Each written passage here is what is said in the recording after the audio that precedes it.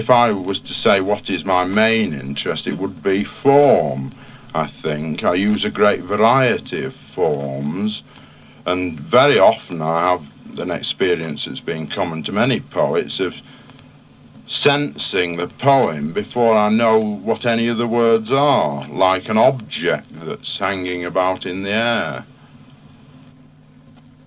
A rather public statement. I do not intend to contribute a single line, any half-heard snatch of mystery to the street's chronicle. I am deaf among men, I am dumb among women. I am the Prince of Never There, the Master of Winter. I have no knowledge to offer about the marriage bed, nor am I able to say where or why important decisions were made, affecting the lives of all who heard them and many more who did not. I will not pretend an ability to judge character from faces. Darkness frightens me, and I am apprehensive in sunlight. Nevertheless, mine was the bland smile, the fur coat of incomprehension in the catastrophe. When the trek ended, frustrated by the abattoir wall, and the disgusted others started rewinding the string, I was in the chip shop, ordering 4 penn'orth. I had not come all that way for nothing. On certain nights, I have discerned complicated patterns in smudged penumbras, but have never missed my supper. The voices from alleys, loving or hating, I have accepted as part of a wholesome definition. You will appreciate my reluctance to give you directions. My inability to reach the homes of others is widely known, although one of my hobbies is studying maps in the front room. Finally, let me assure those who imagine me lending a willing ear that my lopsided appearance is congenital and should not be interpreted as a leaning towards anything other than the ground.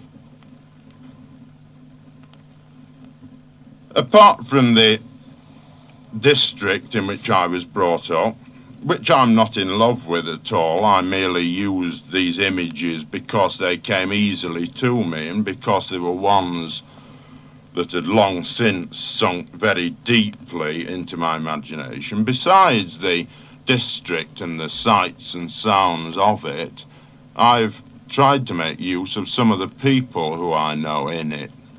The idea being, in a poem like the next one I'm going to read to you, Alfred Hubbard, not only to evoke a person, but to, I suppose, at the same time, moralize. This is perhaps a bad habit of mine. Everything must have a little lesson. It's a puritanical northern streak in me. Elegy for Alfred Hubbard. Hubbard is dead, the old plumber. Who will mend our burst pipes now? The tap that has dripped all the summer, testing the sink's overflow. No other like him. Young men with knowledge of new techniques, theories from books, may better his work straight from college. But who will challenge his squint-eyed looks in kitchen, bathroom, under floorboards, rules of thumb which were often wrong, seek as erringly stopcocks in cupboards, or make a job last half as long? He was a man who knew the ginnels, alleyways, streets, the whole district, family secrets, minor annals, time-honoured fictions fused to fact. 70 years of gossip muttered under his cap, his tufty thatch, so that his talk was slow and clotted, hard to follow, and too much. As though nothing fell, none vanished, and time were the maze of Cheetham Hill, in which the dead, with jobs unfinished, waited to hear him ring the bell. For much he never got round to doing, but meant to, when weather bucked up, or worsened, or when his pipe was drawing, or when he'd finished this cup. I thought time he forgot so often had forgotten him, but hears death's pomp over his house, and by the coffin the son who will inherit his blow-lamp, tools, workshop, cart and cornet, pride of Cheetham prize brass band, and there's his mourning widow, Janet, stood at the gate he'd promised to mend. Soon he will make his final journey, shaved and silent, strangely trim, with never a pause to talk to anybody. How arrow-like for him. In St. Mark's Church, whose dismal tower he pointed and painted when a lad, they will sing his praises amidst flowers, while somewhere a cellar starts to flood, and the housewife, banging his front door knocker, is not surprised to find him gone, and runs for Thwaite, who's a better worker, and sticks at a job until it's done. Another poem about people is this one called Mrs. Root. Now this is about a lady who lived along the row from me when I was a boy. I still know her. Her name actually is not Mrs. Root, although it's a similar name, but Root I used because it indicates that this is somebody who I consider very important. Mrs. Root. Busybody, nosy Parker, lacking the vast discretion of most, was this woman. The self-cast chief mourner at funerals, worker at weddings, she could sniff out death in a doctor's optimism, joggle a maiden's mind, buttonholed on the front path, till virginity bit like filed teeth. Prepared, without discrimination, friend and enemy for the grave, washed, talcumed them all.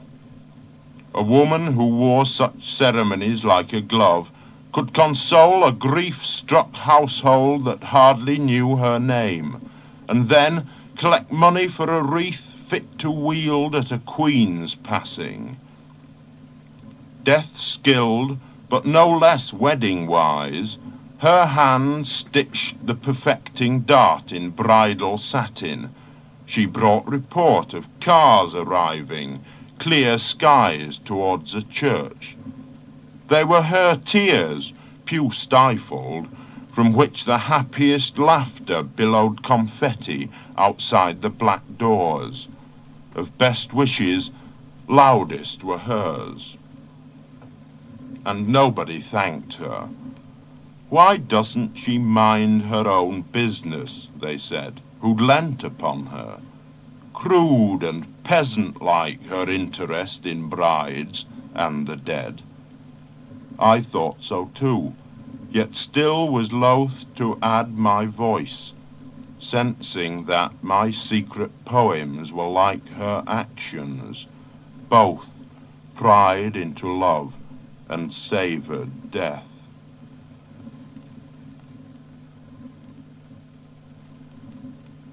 The poem I'm going to read next is called The Look of Love, or The Luke of Love, as northern people say.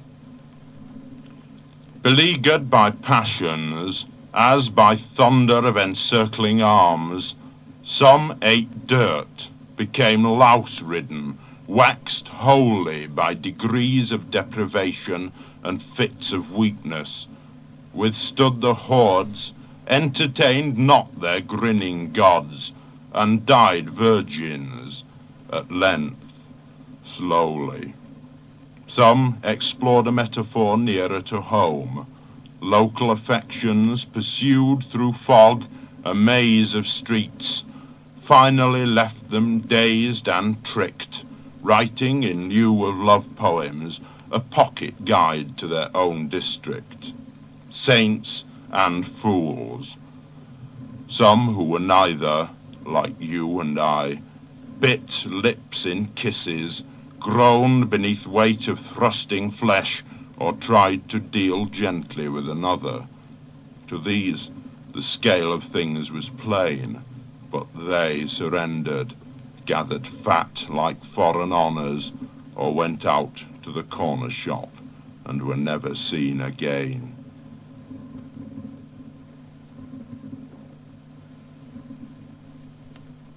The next poem is called The Croft. A croft, in northern parlance, is a vacant lot, a place where a house used to stand, but it's now no more than a space in a row. The Croft. The croft, shadowed between houses, blotchy with grass like fading bruises, had hardly ground to be called croft, being no more than an unclaimed cleft in a grubby, once stately row of 4 window fronts done in stucco. Shut like a world in a glass ball, this is where childhood befell whatever it is that stepped on into my moving imagination. Name, purpose, family face were vivid daydreams of that place, where, ear cocked to the sour earth, and the scavenging rats scratch beneath in caved cellars, my mind embodied populous other wares to be studied. A god who, if he cared to come, might broken glass-top wall that kingdom, or, since an old Jew who retailed fish there before his shop was demolished, might sell the burst mattress, the frames of bike and umbrella, and the bones buried by dogs, even the mind that summoned him from the back of the wind. The real abides, the poem finds it. By instinct, cat or dog wit of sniff and sixth sense, the poem follows its own secret way home. Time that had shored crumbles. The years that accreted populous otherwheres vanish, and I alone am left, I and the poem and the croft, too close for distinction. Rats beneath scurry and squeak. From his burst mouth the ever-present God speaks. Innocuous rhetoric of wet K-pop.